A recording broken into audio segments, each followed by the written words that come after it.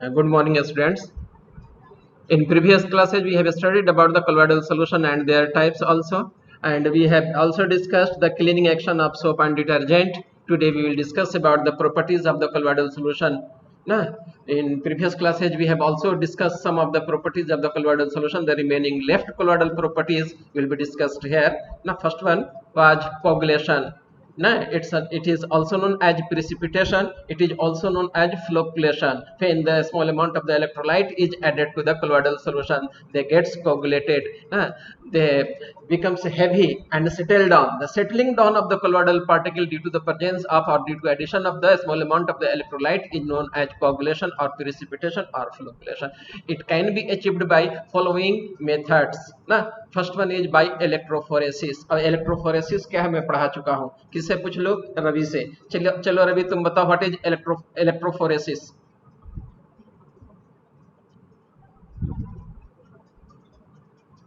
यार मैं याद नहीं है सर अभी। देखिए when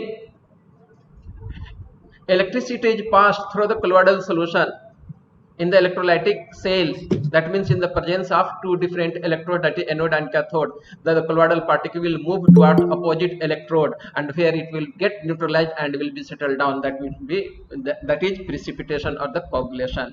The phenomenon of movement of oppositively charged colloidal particle toward the opposite electrode is known as electrophoresis. बहुत ही इंपॉर्टेंट है, सीबीएसई में बहुत बार आया हुआ है, VVI है आपका ये।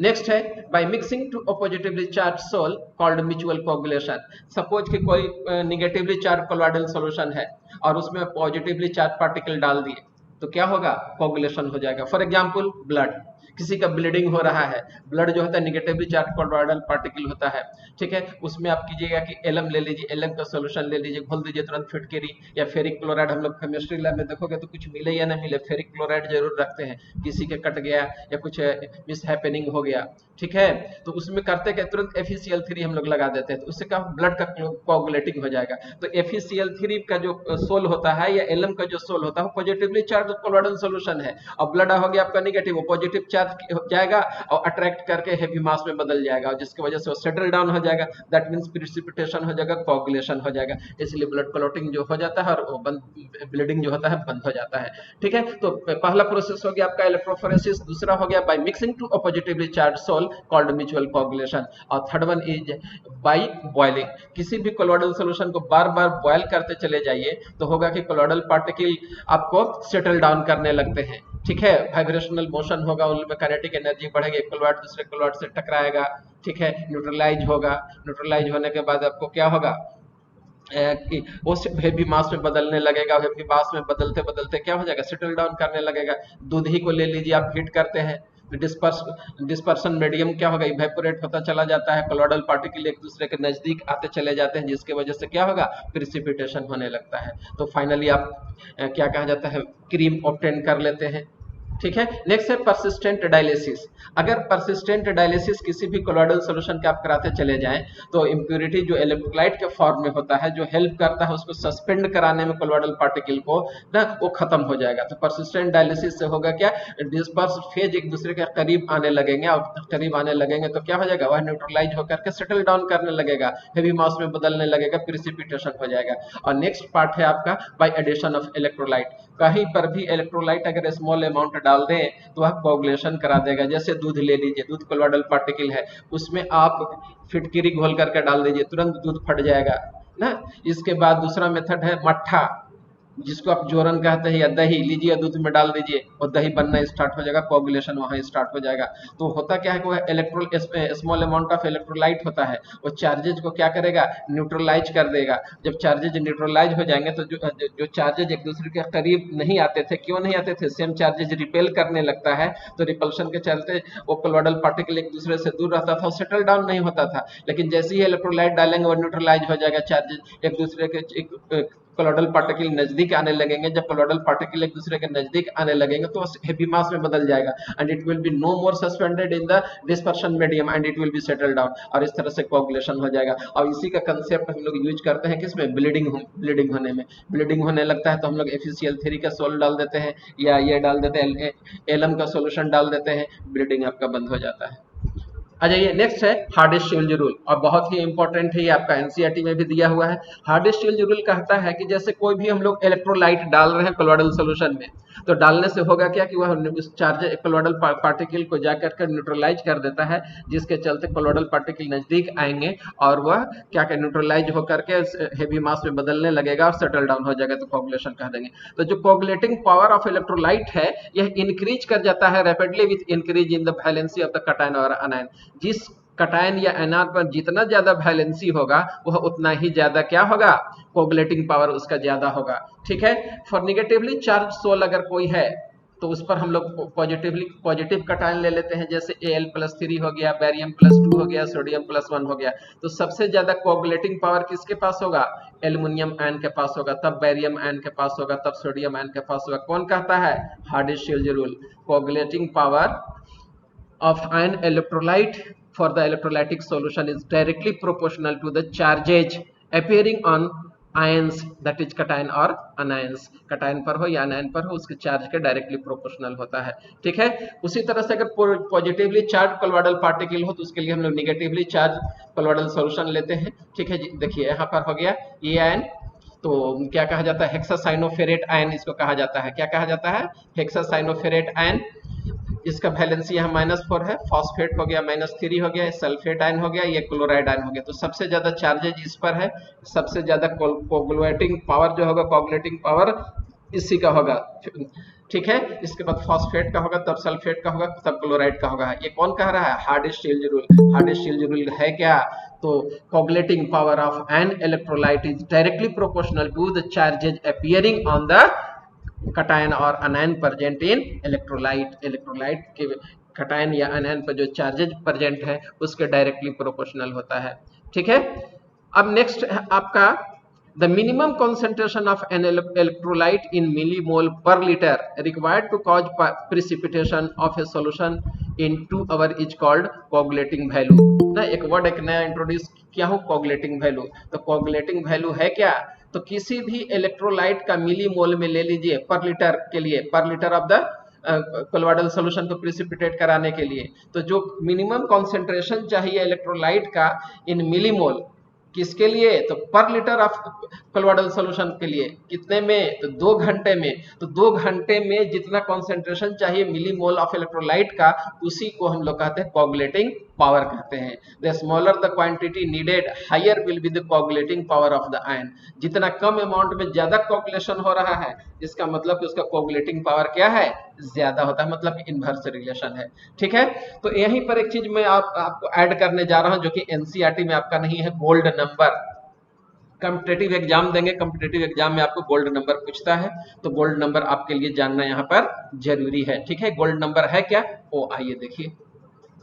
एक्चुअली होता क्या है कि कोलोइडल सॉल्यूशन 2 तरह का पढ़ लिए, लायोफिलिक एंड लायोफोबिक।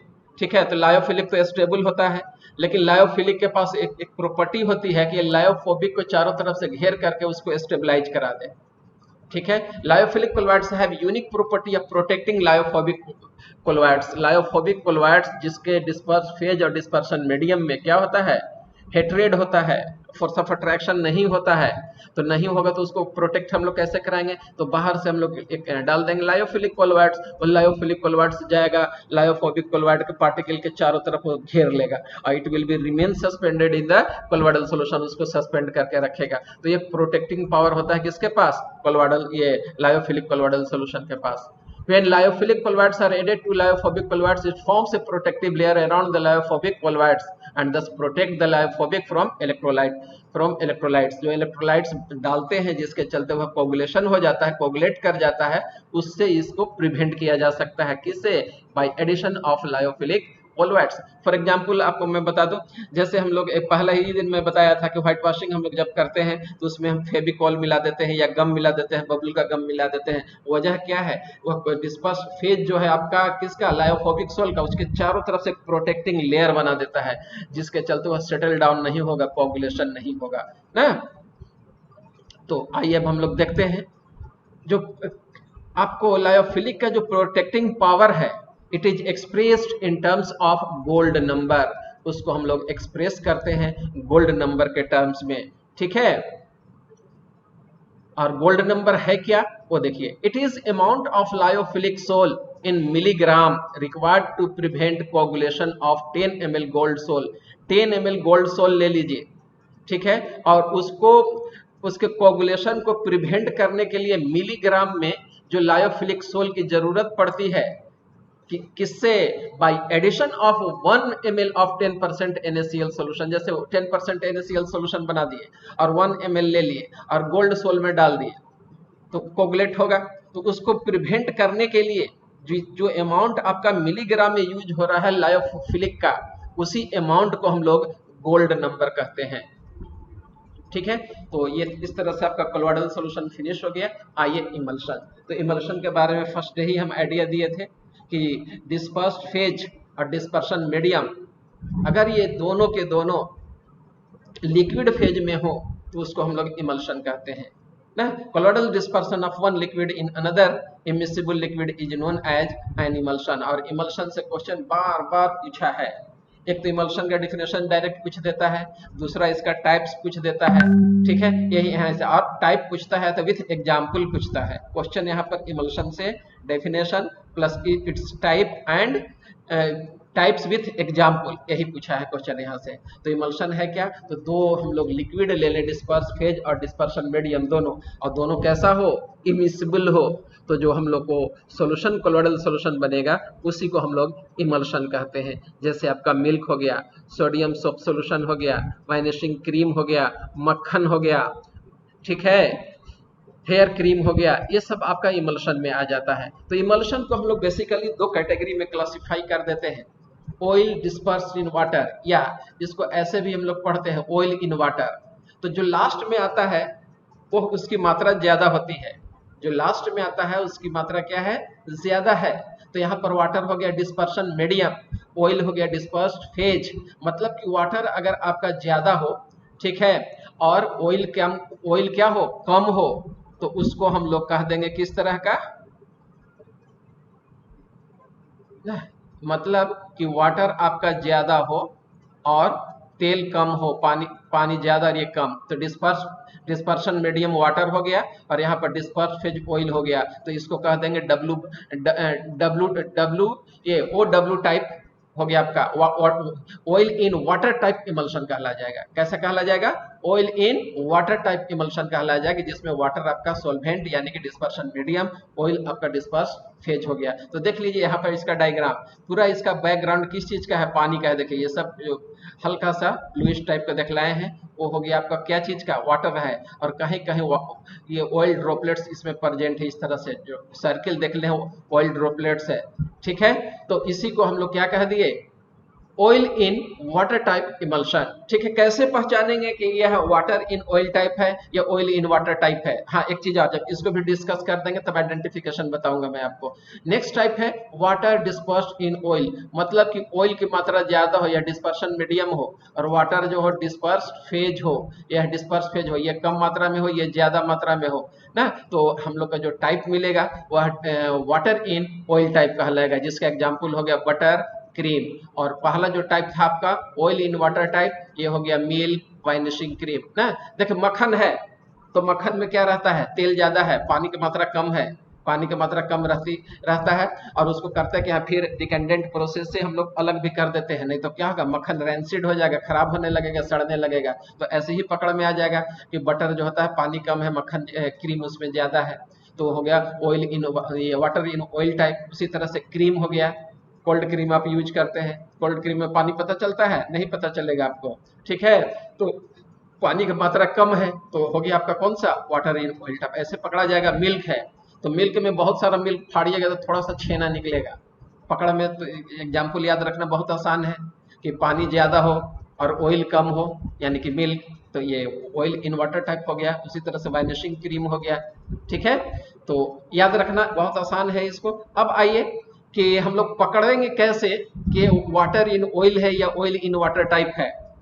तो देखिए कीजिए क्या कि ये वाटर सोलुबल डाई ले लीजिए और दोनों में डाल दीजिए। तो वाटर सोलुबल होगा तो पूरा बैकग्राउंड उसका कलरफुल हो जाएगा और कहीं कहीं पर वो तेल आपको दिखाई देने लगेगा। अगर पूरा बैकग्राउंड उसका कलरफुल हो जाए तो हम लोग समझ जाएंगे कि इसमें पानी ज्यादा था। ठीक है, तो क्या हो जाएगा, ऑयल इन वाटर टाइप का इमल्शन तुरंत पहचान में आ गया। अगर इसी को हम लोग उसमें वाटर इन ऑयल टाइप में डालेंगे तो बैकग्राउंड उसका रंगीन नहीं होगा, कलरफुल नहीं होगा, कहीं कहीं ड्रॉपलेट जो होंगे वो कलरफुल हो जाएंगे, क्योंकि ड्रॉपलेट होगा वही उसको क्या करेगा, कलर बना देगा डाई के साथ, तो वह कलरफुल दिखाई देने लगेगा, बैकग्राउंड जैसा था वैसा ही रहने लगेगा। तो कम मात्रा में आपको जब वाटर ड्रॉपलेट दिखाई देने लगेंगे तो समझ जाइएगा कि वाटर इन ऑयल टाइप है। तो यही पहचानने का मेथड है आपका इमल्शन का, कि यह वाटर इन ऑयल टाइप है कि ऑयल इन वाटर टाइप है।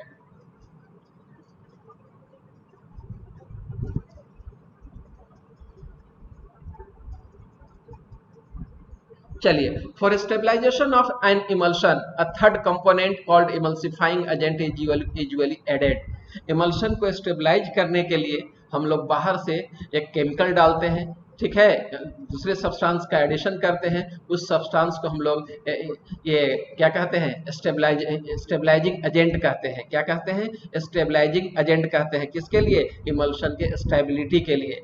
तो for stabilization of emulsion third component called emulsifying agent is usually added.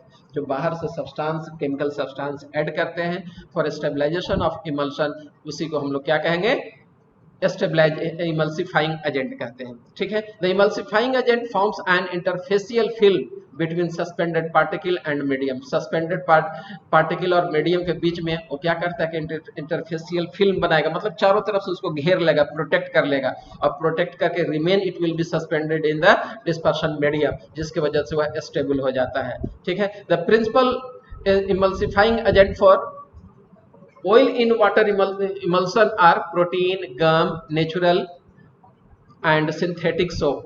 जैसे ऑयल इन वाटर है, पानी ज्यादा है, ऑयल कम है, उसको हम लोग को क्या करना है, आपको इमल्सिफाई करके रखना है, मतलब कि उसको स्टेबल बना करके रखना है। तो उसके लिए प्रोटीन डाल दीजिए या गम डाल दीजिए, ठीक है, और नेचुरल या सिंथेटिक सोप हो उसके सॉल्यूशन को डाल दीजिए, वह इमल्सिफाइंग एजेंट का काम करेगा और उसको स्टेबल करके रखेगा।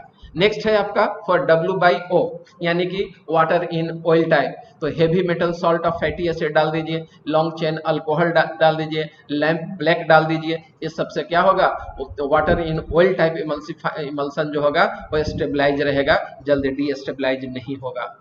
ठीक है, अब आ जाइए, अब हम लोग देखने जा रहे हैं कोलॉइड्स अराउंड अस। ठीक है, तो कोलॉइडल का कुछ एग्जांपल्स है जो हम लोग डेली लाइफ में उसको देखते हैं। पहला एग्जांपल हो गया ब्लू कलर ऑफ स्काई। ठीक है, तो blue colour of sky physics में भी पढ़ना है, कभी कभी बहुत पुराने जमाने में क्वेश्चन पूछता था कि आसमान का कलर जो होता है ब्लू क्यों दिखाई देता है ना। तो एक्चुअली होता है कि डस्ट पार्टिकल जो होता है along with the water suspended in air, जब लाइट इंसिडेंट करता है तो वह ब्लू लाइट को स्कैटर कर देता है, वही लाइट हम लोग के आंख तक पहुंच जाता है, जिसके चलते वह स्काई क्या होता है, हम लोग को ब्लू दिखाई देने लगता है। तो blue colour of the sky blue क्यों दिखाई देता है, ये आप जान गए क्यों दिखाई देता है, कि जो सस्पेंडेड पार्टिकल है एटमॉस्फेयर में along with the air and water, तो वो जो हो गया आपका कि सस्पेंडेड पार्टिकल विद वाटर, वो आपको ब्लू लाइट को क्या करेंगे, ट्रांसमिट कर देते हैं हम लोग तरफ स्कैटर करके, जिसके चलते ब्लू दिखाई देता है। दूसरा हो गया fog, mist and rain. Rain हम लोग अपने चाहे डेली सुनते हैं कि फलाने जगह उत्तराखंड में तो चिमोली में बादल फट गया, इतने लोग मर गए, तो वो रेन क्या है, एक तरह से वह नेचुरल रेन नहीं है ना, वो आपको बादल फटने की तरह का मतलब ये साइंटिफिक वे है, उसको भी जस्ट मैं भी समझाऊंगा। होता क्या है कि जैसे रेन है, तो रेन में या क्लाउड है, तो क्लाउड में क्या है, एक तरह का एरोसोल है, उसमें water droplet suspended in air होते हैं। वही अगर वाटर ड्रॉपलेट जो हो उस पर हम लोग कोई इलेक्ट्रोलाइट बाहर से ऐड कर दें, तो बाहर से जब इलेक्ट्रोलाइट ऐड कीजिएगा तो जितने भी वाटर वेपर थे, वाटर ड्रॉपलेट जो सस्पेंडेड थे, वो एक दूसरे के करीब आने लगेंगे और कंडेंस होकर के हेवी मास में बदल जाएगा। जब हेवी मास में बदल जाएगा तो it will be no more suspended in the sky, therefore due to gravitational force they will fall. जब अचानक वो गिर जाता है तो बड़ा बड़ा पानी का ड्रॉप, इतना बड़ा पानी का ड्रॉप बन के गिरेगा, जिसके सिर पर गिरेगा या जहां गिरेगा उसका कल्याण कर देगा।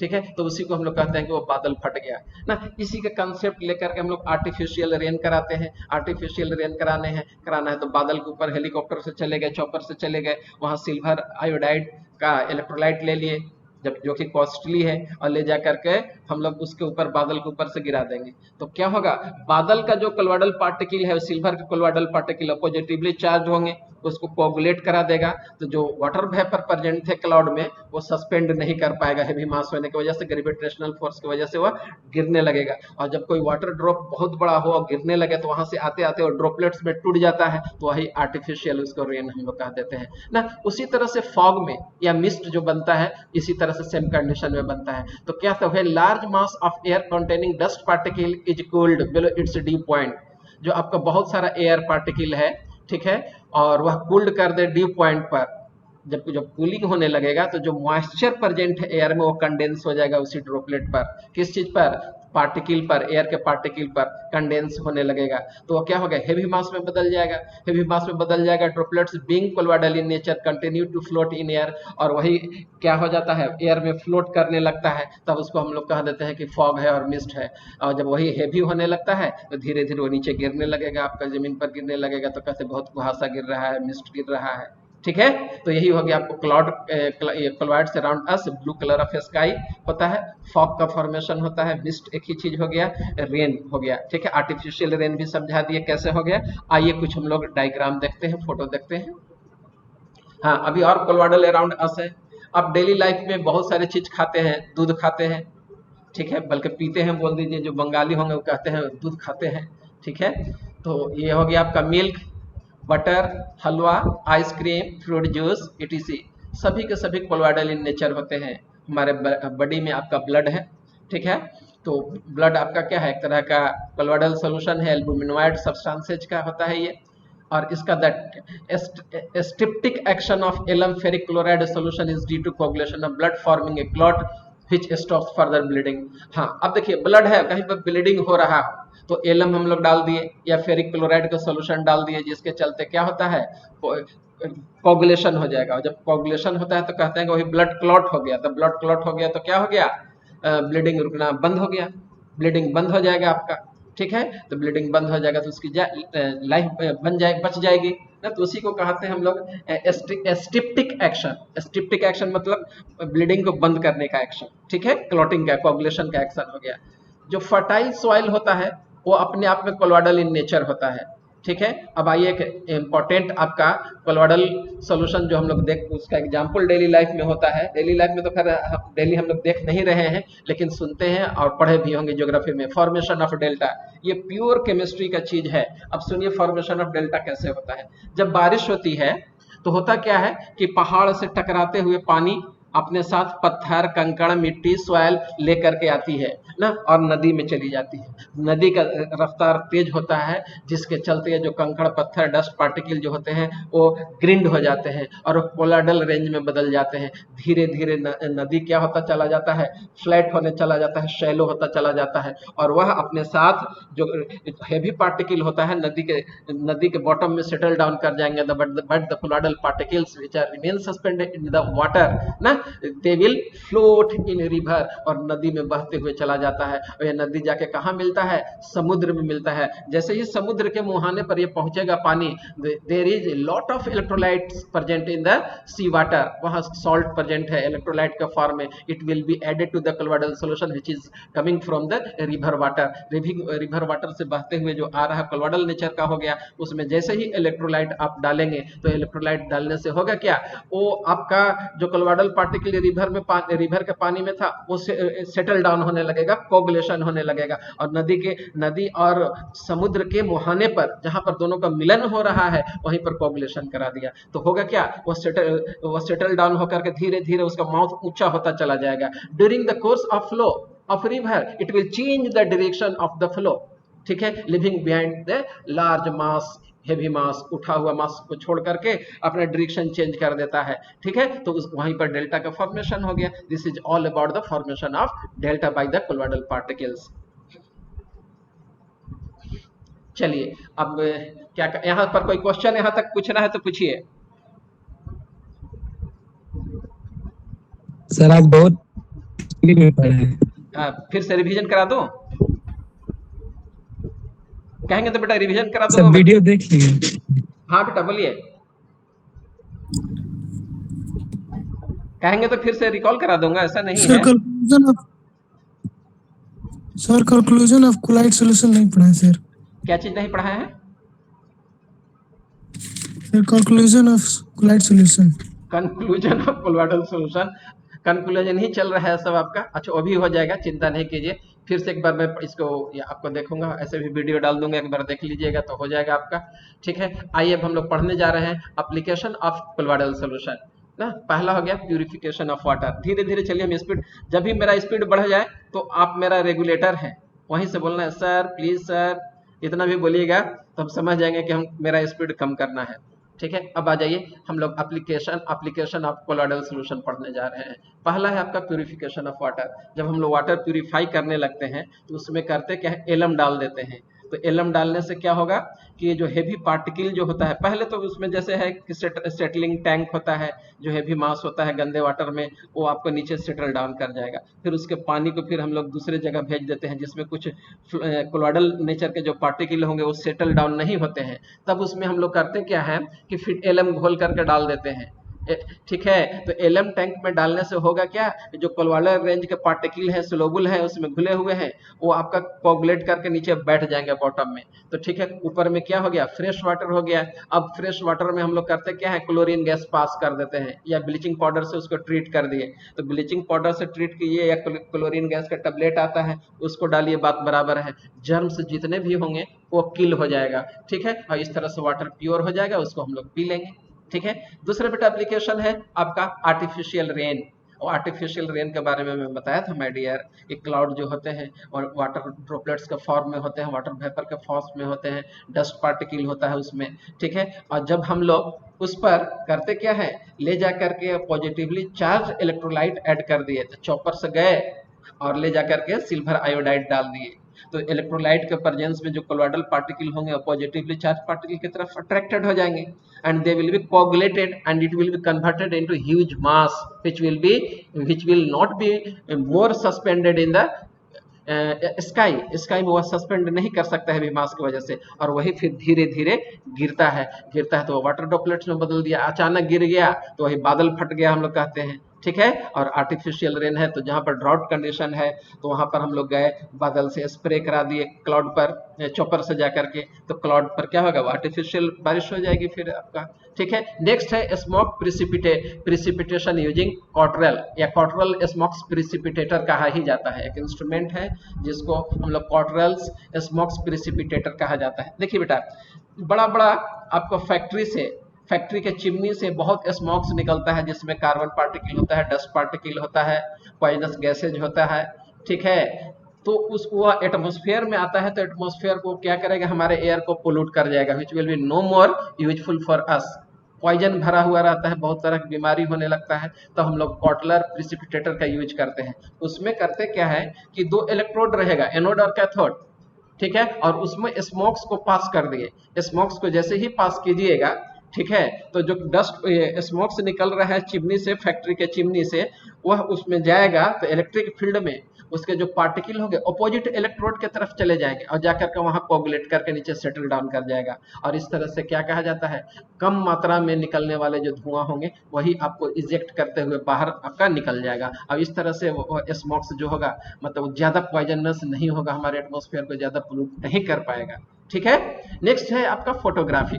तो फोटोग्राफिक में हम लोग सिल्वर ब्रोमाइड का यूज करते हैं। वहां जैसे हम लोग फोटो खींचे तो पहले जमाने में वो रील वाला खींचाता था, फिल्म रहता था, उसमें लोड कर दिए, बैटरी लगा करके क्लिक कर दिए, पिक्चर उस पर आ गया। तो उस पिक्चर को फिक्स करने के लिए हम लोग करते थे क्या, सिल्वर ब्रोमाइड का यूज करते हैं। तो उस फोटोग्राफिक में सिल्वर ब्रोमाइड यूज होता है, वह क्या है, एक तरह का कोलॉइडल सॉल्यूशन का एप्लीकेशन है। ठीक है, प्रीवियस क्लास में मैं पढ़ा चुका हूँ क्लीनिंग एक्शन ऑफ सोप। ठीक है, उसमें कोलॉइडल सॉल्यूशन का आपका कंसेप्ट था। ठीक है, नेक्स्ट है फॉर्मेशन ऑफ डेल्टा, जस्ट अभी डिस्कस किया फॉर्मेशन ऑफ डेल्टा, लेकिन आपका कहना था कि सर थोड़ा सा फास्ट गए हैं। ठीक है, तो फॉर्मेशन ऑफ डेल्टा फिर से समझा देता हूँ। बेटा, जब बारिश होती है तो पहाड़ों से होते हुए पानी, झीलों से होते हुए पानी नदी की तरफ बहता है, नदी में जाकर के मिलता है।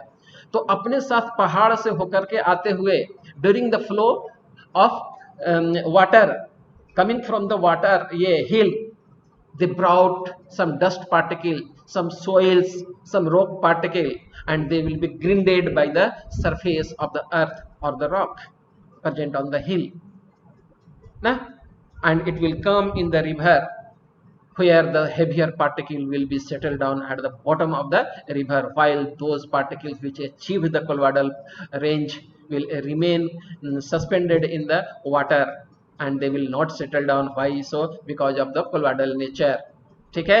Now when it will meet the mouth of the sea, where a lot of electrolytes are present like sodium chloride, potassium chloride, etc., which will be added to the water. Water को add कर देगा, where this colloidal particle of the river water will be no more suspended, it will be settled down due to coagulation, na, and it will be deposited at the bottom by the repetition of this phenomenon. Na, the mouth of river, mouth of sea and the river where it meet, ठीक है, they meet, it will be shallow and one day it will change the flow of direction, course of direction changes due to and it leads to the formation of delta, और इस तरह से वह delta formation हो जाता है. बहुत सारे ऐसे नेक्स्ट है आपका मेडिसिन. बहुत सारे ऐसे मेडिसिन हैं जिसका यूज हम लोग कोलोइडल सॉल्यूशन के फॉर्म में करते हैं. क्यों करते हैं? क्योंकि उनका सरफेस एरिया ज्यादा होता है. तो ज्यादा होने से क्या होगा? रेट ऑफ एडजॉर्प्शन ज्यादा होगा. तो रेट ऑफ एडजॉर्प्शन से ज्यादा होने से क्या होगा? मेडिसिन ज्यादा हमारे बॉडी को मिल पाएगा कम समय में. तो ज्यादा मिल पाएगा तो ज्यादा जल्दी क्योर होगा. ठीक है. उसी तरह से टाइनिंग ऑफ लेदर को हम लोग हार्ड बनाने के लिए, उसमें हेयर वगैरह होता है तो उसको क्लीन करने के बाद उसको हम हार्ड बना देते हैं, उसी को हम लोग टैनिंग कहते हैं. उसको हम दिखलाएंगे अगला स्लाइड में. उसी तरह से रबर इंडस्ट्री में भी यूज होता है. रबर का प्लांट होता है तो रबर को प्लांट को काटिएगा तो रबर का मिल्क निकलेगा जिसमें रबर का ड्रॉपलेट्स प्रेजेंट होते हैं. ठीक है. तो रबर का जब ड्रॉपलेट्स प्रेजेंट होंगे, ठीक है, तो उसमें हम लोग करते क्या है, एसिटिक एसिड डाल देते हैं. तो एसिटिक एसिड जैसे ही डालिएगा तो रबर का जो सब्सटेंसेज है वो कोगुलेट हो जाएंगे, और जैसे ही वो कोगुलेट हो जाएगा, ठीक है, तो नेचुरल रबर मिल गया, थाका मिल गया. उसी को हम लोग प्रोसेस करा दिए. जैसे ये क्या कहलाता है आपका वल्कनाइजेशन ऑफ रबर करके उसको हार्ड मास में बदल दिया जाता है, जो कि हम लोग डेली लाइफ में फिर रबर को यूज करते हैं. तो ये हो गया आपका एप्लीकेशन ऑफ कोलोइडल सॉल्यूशन ना.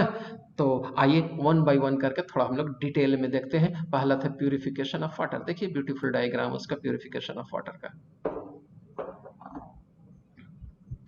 ये वाटर स्टोरेज है. ठीक है. यहाँ प्लांट लगा हुआ है और इसमें हम लोग करते क्या है, एलम का सॉल्यूशन पास कर दिए डिफरेंट वे में, डिफरेंट जगह से जा रहा है, और जो आपका जो कोलोइडल पार्टिकल जो वाटर में प्रेजेंट रहेंगे उसको क्या करेगा, कोगुलेट करा देगा. कोगुलेट कराने के बाद उसको सेटल डाउन करा देगा. नीचे बॉटम में बैठ गया, बाद में उसको निकाला जाएगा. ऊपर जो पानी बच गया उसको हम लोग ले जा करके पाइपलाइन से सप्लाई करके बाहर कर दिए. उसमें ये क्या कहा जाता है, क्लोरीन गैस से ट्रीट कर दिए, जिससे जर्म्स होंगे वो किल हो जाएंगे. ठीक है. और किल हो जाएंगे इस तरह से वाटर जो होगा आपका प्योर हो जाएगा. उसको ड्रिंक करेंगे हम लोग, पिएंगे पानी को. तो ये हो गया, पहला हो गया प्यूरिफिकेशन ऑफ ड्रिंकिंग वाटर. दूसरा देखिए आर्टिफिशियल रेन. ठीक है. और आर्टिफिशियल रेन को मैं समझा दिया हूं, खाली आपको देखने से याद हो जाएगा. लाइट काटे हैं क्या? लाइट काट के देखिए बेटा. नेक्स्ट है आपका आर्टिफिशियल रेन. वो आर्टिफिशियल रेन में मैं बताया था कि cloud consist of charge particle of water dispersed in air. This particle are neutralized by spraying positively charge particle over the cloud. For example silver iodide. Silver iodide ले लिए और वह एक कोलोइडल पार्टिकल का काम करेगा और ले जाकर बादल पर क्या किए, स्प्रे कर दिए. ठीक है. तो उसके जो वाटर ड्रॉपलेट्स होंगे they will be coagulated and it will be converted into huge mass and it will no more be suspended in water. It will fall in the form of the rain known as artificial rain. इसी को हम लोग artificial rain कहते हैं. देखिए तो what is artificial rain ये मैं समझा दिया. हाउ इट वर्क वो आप फोटो में देख लीजिए ना. हाँ बेटी बोल. क्लास खत्म हो गया क्या बेटा, किसका क्लास खत्म हो गया? अभी खत्म मेरा नहीं हुआ है. 5 मिनट का और है. 5 मिनट कितना टाइम हो रहा है तुम्हारे पास? नेक्स्ट क्लास तो 11:30 से है तुम्हारा. ठीक है. नेक्स्ट क्लास तुम्हारा 11:30 से है, तो घबराइए नहीं. ठीक है.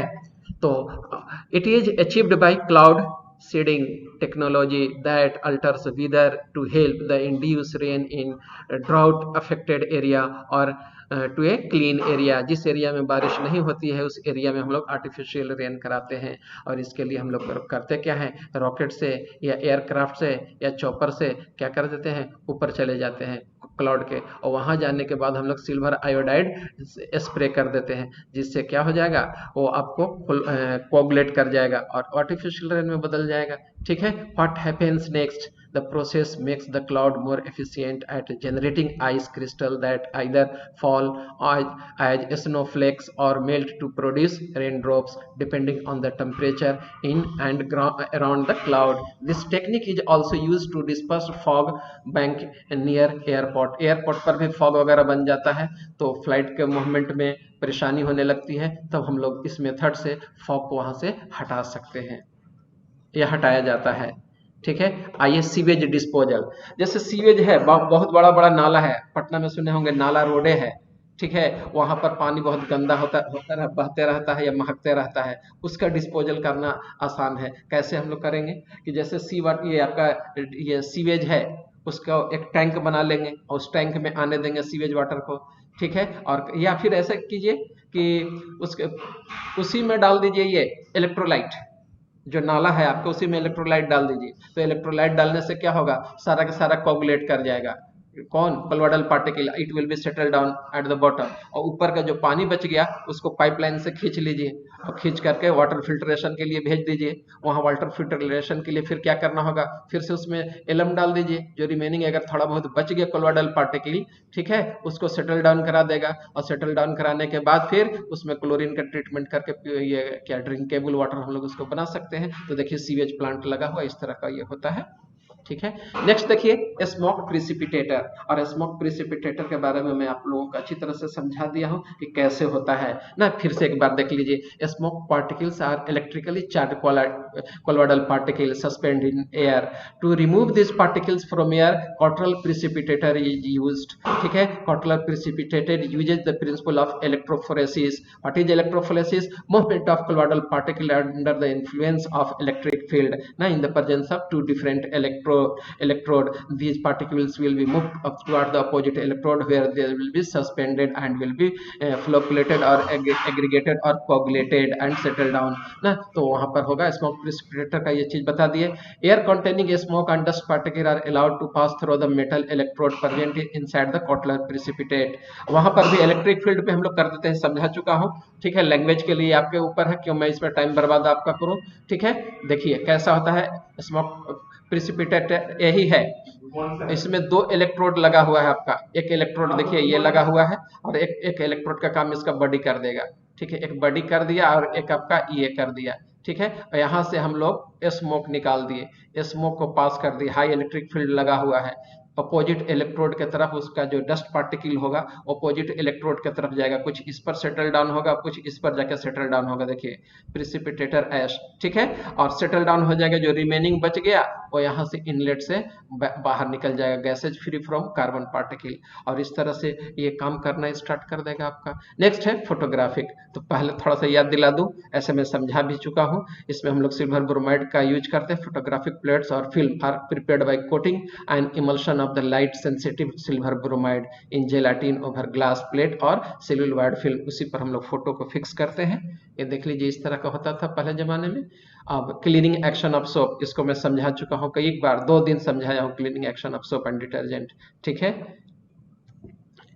क्लीनिंग एक्शन ऑफ सोप दमहू बहु वही है। एक चीज सिर्फ यहाँ पर रिकॉल ये कराना चाहूंगा कि हार्ड वाटर में कौन कौन सा आयन प्रेजेंट होते हैं। कैल्शियम आयन प्रेजेंट होता है, मैग्नीशियम आयन प्रेजेंट होता है, आयरन तो हम लोग का उसमें नहीं खैर होता है। बाय द वे ये हम लोग ये फेरिक क्लोराइड वगैरह डालेंगे तो उससे ये आ जाएगा।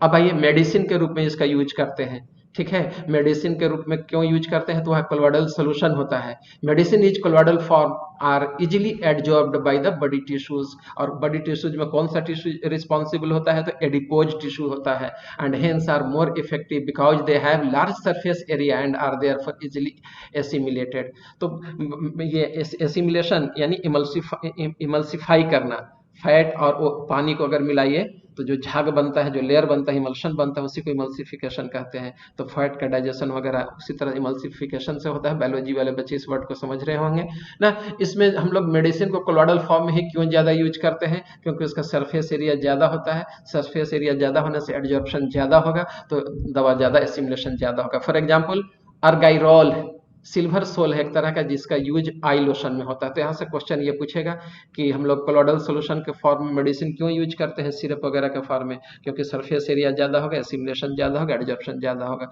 एक एग्जाम्पल ये दूसरा क्वेश्चन बनता है अर्गाइरोल क्या है, इसका यूज किस फॉर्म में होता है, तो सिल्वर सोल है जो आई लोशन के फॉर्म में यूज होता है।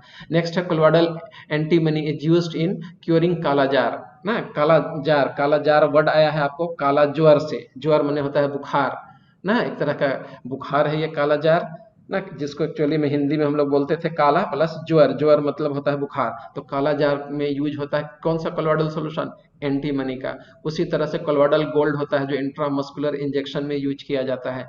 मिल्क ऑफ मैग्नीशिया किसके लिए, जैसे किसी किसी को गैस बनता है खाने के बाद तो उसमें मिल्क ऑफ मैग्नीशिया ले लिया जाता है, ठीक है। तो स्टोमक में होने वाले डिसऑर्डर को वो क्या करेगा, आपको प्रोटेक्ट करेगा, गैस नहीं बनने देगा। हालांकि मिल्क ऑफ मैग्नीशिया नहीं लेना चाहिए, मिल्क ऑफ मैग्नीशिया नहीं लेना चाहिए, ठीक है। वजह क्या है बेटा, देखो इसमें होता क्या है आपका कि गैस बन फर्दर इट विल प्रोवोक, या फर्दर आपको ये प्रोवोक कर देता है किसको, आपको HCl के सिक्रेशन को, हिस्टामिन को सिक्रेशन को, और हिस्टामिन का सिक्रेशन जो होगा वो ये क्या कहा जाता है, फर्दर आपका HCl का फॉर्मेशन स्टॉक में ज्यादा करने लगेगा। थोड़ा देर के लिए आपकी तबीयत तो ठीक हो गई मिल्क ऑफ मैग्नीशिया की वजह से, ठीक है, क्योंकि वो एंटी एसिड होता है, और milk of magnesium magnesium hydroxide तो होता ही है, तो ये एंटी एसिड होने की वजह से एसिडिटी को तो रिमूव करेगा ही, लेकिन फर्दर आपको histamine is released which will further increase the secretion of HCl, बहुत ज्यादा फिर बाद में पेट में दर्द उठता है, इसलिए मिल्क ऑफ मैग्नीशिया अवॉइड कीजिए। क्वैकरी डॉक्टर्स जो होते हैं नीम हकीम खतरे जान झोला छाप वाले, वो मिल्क ऑफ मैग्नीशिया ज्यादा यूज करते हैं विलेजेज में, बचना चाहिए मिल्क ऑफ मैग्नीशिया से, ठीक है। तो उसके जगह पर एंटी हिस्टामिन अगर कोई दे रहा हो तो आप ले सकते हैं। एंटी हिस्टामिन करेगा क्या, तो जो हिस्टामिन आपके बॉडी में जो रिलीज हो रहा है उसको आपको रोक के रखेगा, रोक के रखेगा मतलब नहीं होने देगा, तो गैस कम बनेगा, ठीक है। तो एंटी हिस्टामिन ले सकते हैं, मिल्क ऑफ मैग्नीशिया से बचना है, ठीक है। तो ये हो गया कुछ फोटोग्राफ्स आपके पास मेडिसिन का है जो देख रहे हैं, सभी कोलोइडल का एग्जाम्पल है आपका। टैनिंग ऑफ लेदर, तो टैनिंग ऑफ लेदर क्या है, hardening of leather is term as tanning ना, लेदर को हार्ड बना देना ही हम लोग को क्या कहलाता है, टैनिंग कहलाता है। Animal hides are colloidal in nature, animal का जो चमड़ा होता है कोलोइडल इन नेचर होता है। When A hide which has positively charged particle is soaked in tannin, tannin एक केमिकल सब्सटेंस हो गया, ठीक है। उसमें हम लोग इसको एनिमल हाइड को डाल देते हैं, ठीक है, टैनिन में, which contains negatively charged colloidal particle, और उसमें नेगेटिव है इसमें पॉजिटिव चार्ज है, दोनों एक दूसरे को न्यूट्रलाइज कर देगा और कोगुलेशन हो जाएगा। This result in the hardening of leather, जिसके चलते लेदर जो होता है हार्ड हो जाता है। This process is turn as tanning ना, और इसमें हम लोग क्रोमियम साल्ट यूज करते हैं, ठीक है, in the place of tannin, tannin के जगह पर क्रोमियम साल्ट यूज करते हैं। फिर से एनिमल हाइड जो है कोलोइडल इन नेचर होता है, एनिमल हाइड मतलब चमड़ा, ठीक है, और इसमें पॉजिटिवली चार्ज कोलोइडल पार्टिकल होते हैं, इसको हम लोग क्या करते हैं, टैनिन में डाल देते हैं, ठीक है। टैनिन एक तरह का आपका ये पॉलीसैकेराइड्स है, ठीक है, अब या उसके जगह पर हम लोग क्रोमियम सॉल्ट डाल दीजिए, उसमें डाल करके निकाल दीजिए, तो होगा क्या कि इस पर आपका पॉजिटिव चार्ज है, और जो हम लोग कोलोइडल बाहर से जो पार्टिकल डाले वो निगेटिवली चार्ज कोलोइडल पार्टिकल होगा, ठीक है। दोनों क्या होगा, म्यूचुअल कोगुलेशन करा देगा, जिसके चलते वो लेदर पर डिपॉजिट हो जाएगा और उसके चलते हार्ड बन जाएगा, ठीक है। इसका बाद डिफरेंट आर्टिकल में यूज कीजिए। चमड़ा को देखिए, चमड़ा का फोटो आपके स्क्रीन पर है। नेक्स्ट है रबर इंडस्ट्री, ये भी मैं पढ़ा दिया पिछले स्लाइड में, ठीक है। मिल्क का ट्री है, इसमें हम लोग क्या कि इस तरह से काट दिए और मिल्क लैटेक्स कलेक्ट कर लिए, ठीक है, और मिल्क लैटेक्स में क्या किए, एसिटिक एसिड डाल दिया जाता है, जिसकी वजह से कोगुलेशन हो जाएगा और वो थाका बन जाएगा। फिर उसको हम लोग क्या करते हैं, वल्कनाइजेशन करा देते हैं, हार्ड रबर में यूज कर देते हैं, तो रबर इंडस्ट्री में इसका यूज है आपका। चलिए, इंडस्ट्रियल प्रोडक्ट में हम लोग इसका यूज करते हैं, जैसे पेंट हो गया, इंक हो गया, सिंथेटिक प्लास्टिक हो गया, रबर हो गया, ग्रेफाइट हो गया, लुब्रिकेंट्स हो गया, सीमेंट हो गया, सभी के सभी कोलोइडल नेचर के होते हैं, ठीक है। कुछ कॉमन एप्लीकेशन हम लोग रिकॉल कर चुके हैं, एक बार फिर से जान जाइए। ब्लू कलर ऑफ स्काई पढ़ चुके हैं। Tail of comets is seen as a Tyndall cone ना, आसमान में रात में देखेंगे कि कॉमेट्स दिखाई देते हैं, उसका पूंछ दिखाई देता है। किस फॉर्म में होता है, टिंडल कोन का फॉर्म में होता है, किसके वजह से होता है, तो scattering of light by the tiny solid particles left by the comets in the path, अपने पाथ में जो कोलॉइडल पार्टिकल छोड़ देते हैं उसके वो स्कैटर करेगा किसको, लाइट को, जिसके वजह से पूंछ की तरह वो दिखाई देता है। Blood is a colloidal solution and the stoppage of bleeding on applying ferric chloride solution is due to coagulation of blood forming a clot. ठीक है, पढ़ा चुका हूं। इस तरह से आपका आज का समाप्त होता है। Thank you, have a nice day. ठीक है बच्चों, अब कोई ऐसा टॉपिक आपको लग रहा है कि इसको फिर से हम समझा दें तो बोलिए, उसको फिर से मैं समझाऊंगा।